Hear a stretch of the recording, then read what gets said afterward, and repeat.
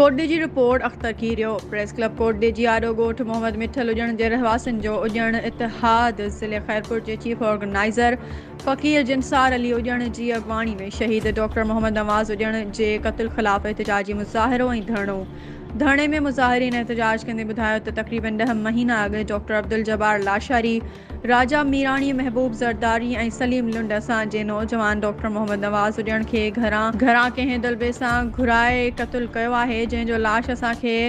पीर कटकपाल शहनशाह वटां मिलियो हो, जंहिंजी FIR मज़कूरा जवाबदारनि ख़िलाफ़ दाख़िल कराईसीं, पर जवाबदार बासर हुअण करे हिन वक़्त ताईं गिरफ़्तार त कोन थी सघिया आहिनि, पर वेतर असां मथां कूड़ा केस दाख़िल कराए हिरासा करे रहिया आहिनि। उन सिलसिले में हुननि वसवारनि खां नोटिस वठण जो मुतालबो कंदे चयो आहे त फौरी तौर ते क़त्ल केस जा मुलविस जवाबदार गिरफ़्तार कया वञनि। ॿी सूरत में पूरी सिंध अंदरि एहतजाज जो सिलसिलो जारी रखियो वेंदो।